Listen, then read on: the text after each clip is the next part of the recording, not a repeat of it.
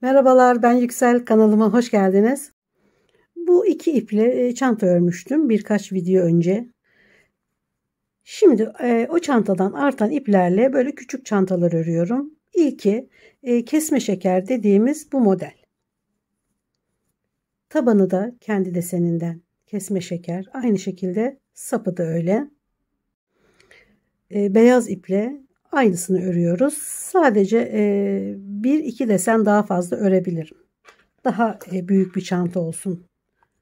Şöyle, çünkü bu beyazla ördüğümü kızım kullanacak. Bu çanta kapak aparatında o istedi. Bu sefer de örgü kapak değil de böyle bir aparat kullanmak istedim. Gayet de güzel duruyor. Hemen hemen her renge gidecek bir renk. Kırık beyaz. Üzerinde çıt çıtı da var. Ve sapının üzerinde aparatları da hazır bir şekilde satılıyor bunlar. Ve 4 milim tığ kullanıyorum. Her bir kutucuk için 4 ilmek gerekiyor. Yani 20 zincir çektim, 5 kutucuk çalıştım. 4'er zincir çektim her biri için. Arttırmak için mutlaka her bir kutucuk için 4 zincir daha fazla çekmeniz gerekiyor. Burada şu alt tabandaki deseni örerek başladım. 2, 4, 5 desen için 20 zincir çektim. Bunu bir desen daha fazla yapmak istiyorum. O yüzden 24 zincir çekeceğim.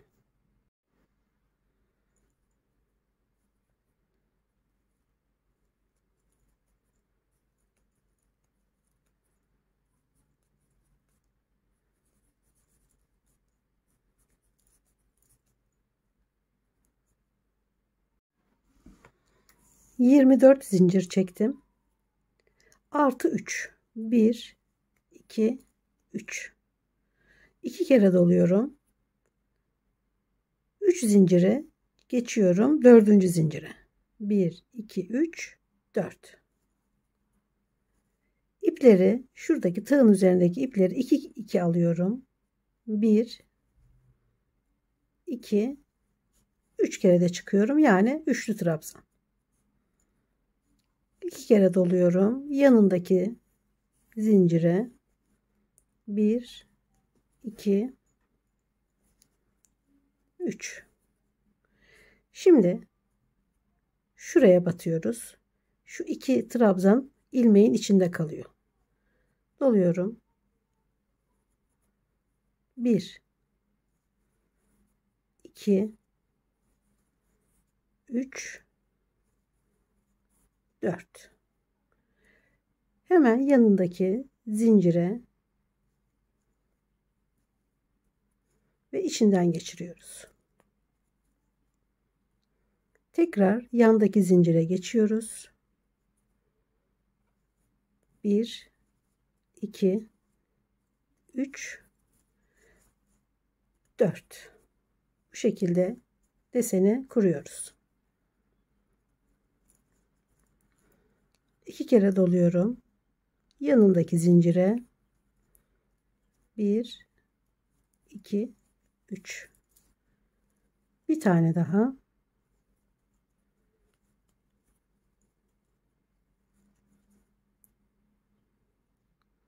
İki trabzanı içine alıyoruz ilmeğin. 1, 2, 3, 4.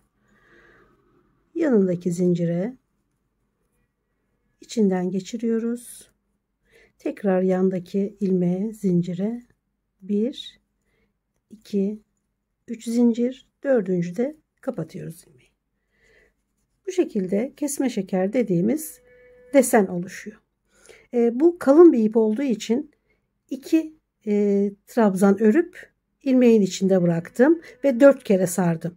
Yani daha ince iplerde bunu 3 trabzan yapıp 5 kere de sarabilirsiniz. Daha tok bir görüntüsü olması için. Bu kalın bir ip, o yüzden bu şekilde çalışmak daha güzel durdu. 2 kere doluyorum.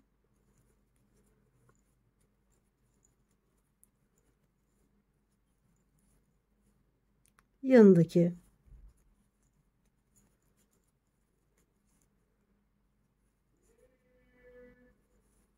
1 2 3 4.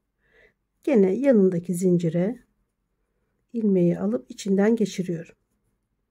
Yanındaki zincire 1 2 3, dördüncü de ikisini birden.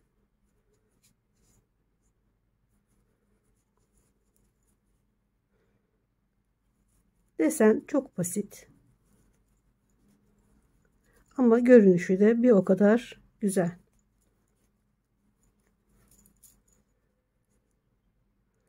İki trabzanı içeride bırakıyorum.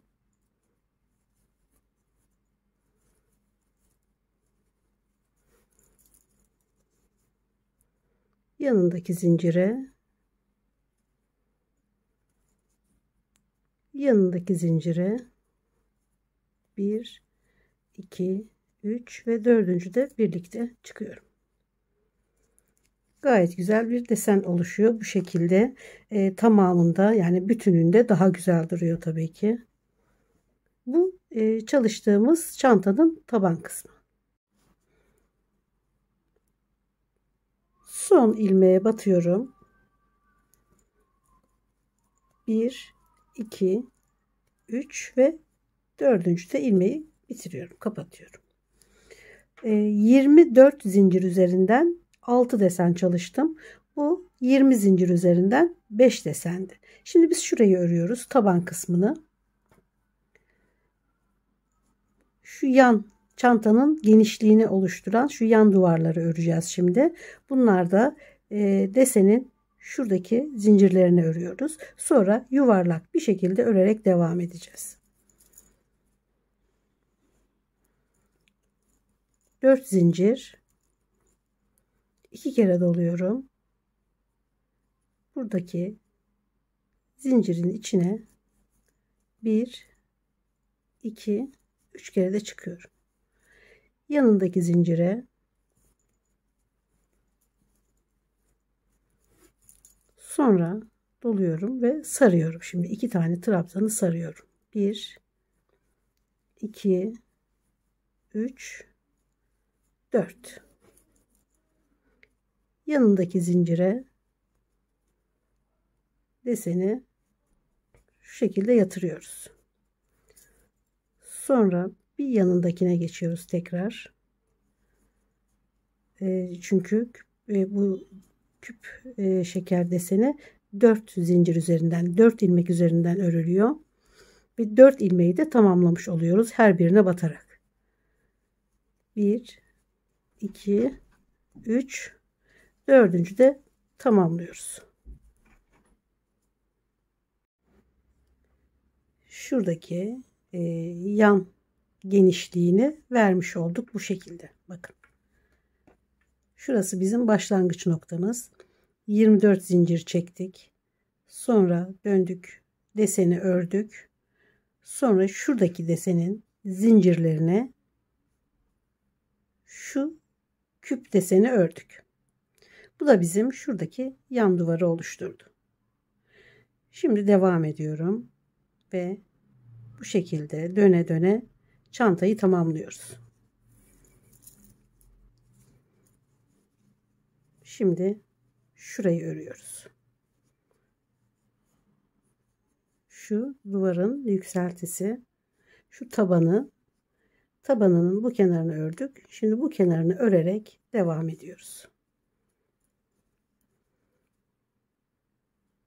Buradaki zincire üçlü trabzan, bir tane daha,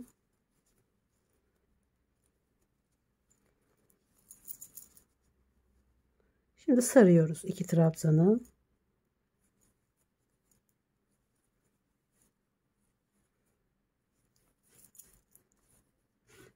Sonra yanındaki ilmeğe yatırıyoruz şu şekilde. Gene yanındaki ilmeğe 1 2 3 dördüncü de bitiriyoruz. Şurası taban. Şurası artık çantanın yüksekliği ve derinliği. Devam ediyoruz. Çok basit. Hani zor gibi görünüyor olabilir desene bakınca ama gayet basit. 2 kere doluyorum. Gene yanındaki şurada gördüğümüz şuradaki sardığımız 2 trabzanın üstü. Onlara batıyoruz.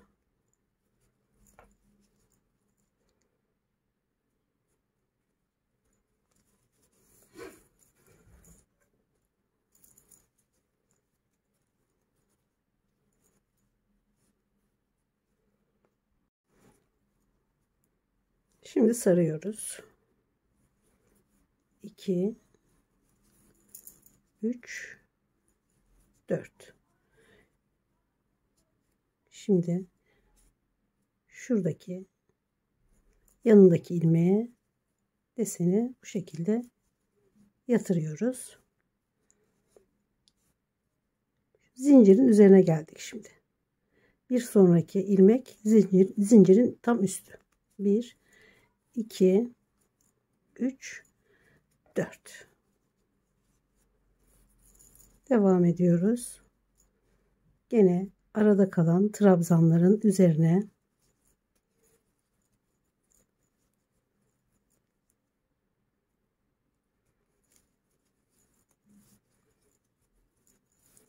şimdi sarıyoruz.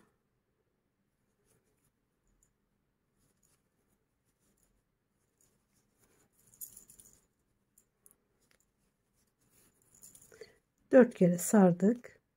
Hemen yanındaki ilmeğe ve bir sonraki ilmekte zincirin üstü. 4.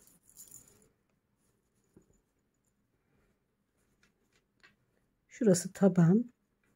Şuradan itibaren çantanın yükseltisi başladı. Şöyle. Şimdi devam ediyorum. Gene burada da örüyorum. Devam ediyorum ve birinci sırayı tamamlamış oluyorum. Tabanın şu kenarına geldik. Buradan başlamıştık örmeye. Şimdi burayı örüyoruz.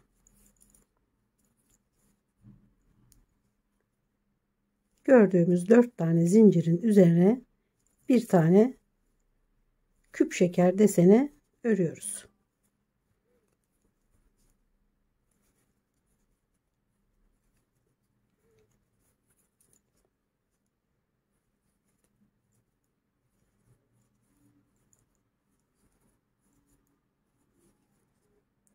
Yanındaki zincire ve şurada gördüğümüz zincirin üzerine 1 2 3 ve 4. Evet. Taban ve tabanın etrafına deseni örmeye başladık. Şurayı da tamamlayınca ilk sırası bitmiş oluyor. Devam ediyorum.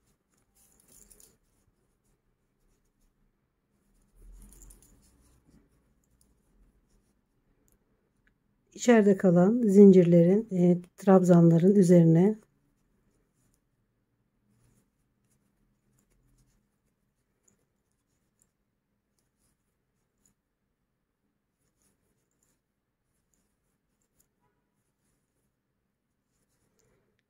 yanındaki ilmeğe ve yanındaki ilmek de zaten trabzanın üstü, zincirin üstü. 4. Evet. Şimdi şu başladığım noktaya kadar tabanın son kenarını örüyorum. Şu tabanın etrafına örerek ilk sırayı tamamlıyorum.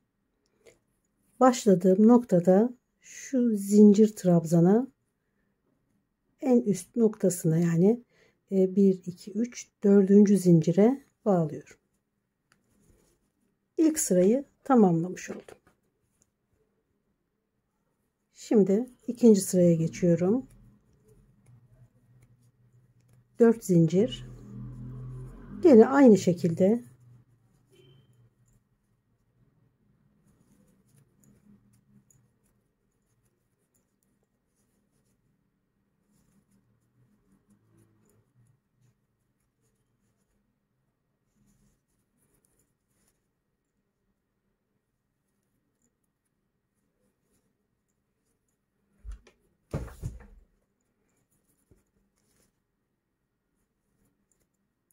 dört kere sardıktan sonra bir sonraki ilmeğe sabitledik, yatırdık deseni. Sonra bir sonraki ilmekte zaten zincirin üstü oluyor. Oraya da 3 zincir, dördüncüde çıkıyoruz. İkinci sıranın ilk desenini de ördük. Aynı şekilde yuvarlak öre öre çantayı istediğimiz yüksekliğe kadar getiriyoruz. 10 sıra ördükten sonra bu yeterli oldu. Hemen ölçüyü de göstereyim. 17 santim genişliği, 19,5 santim kadar da yüksekliği oldu. Şimdi sapına devam etseydim buradaki gibi bu ipi hiç koparmayacaktım. Şu başladığım noktada sabitledim sırayı. İpi koparmadan zincir çekmeye devam edecektim.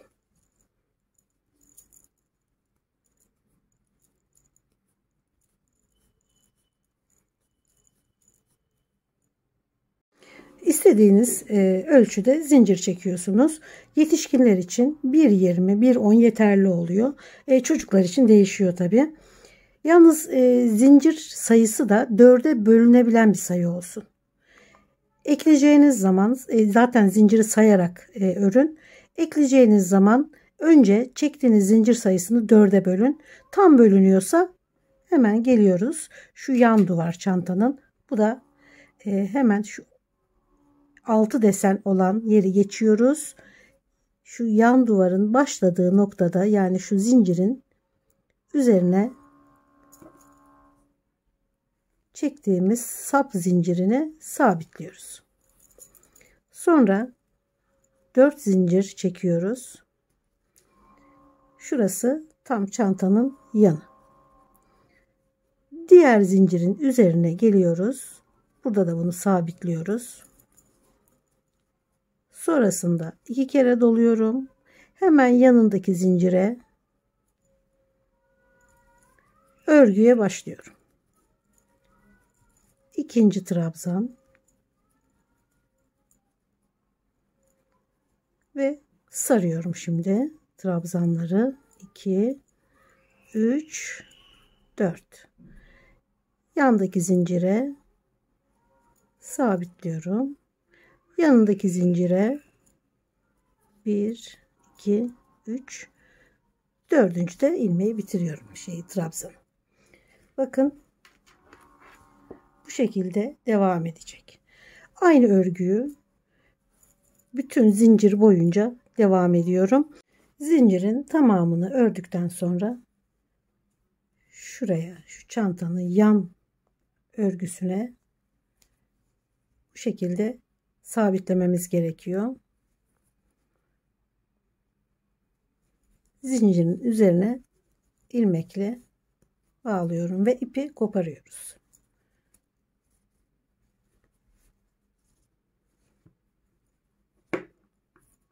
Evet, örgüyü bu şekilde tamamladım. Şimdi ben bunu söküyorum tabii ki.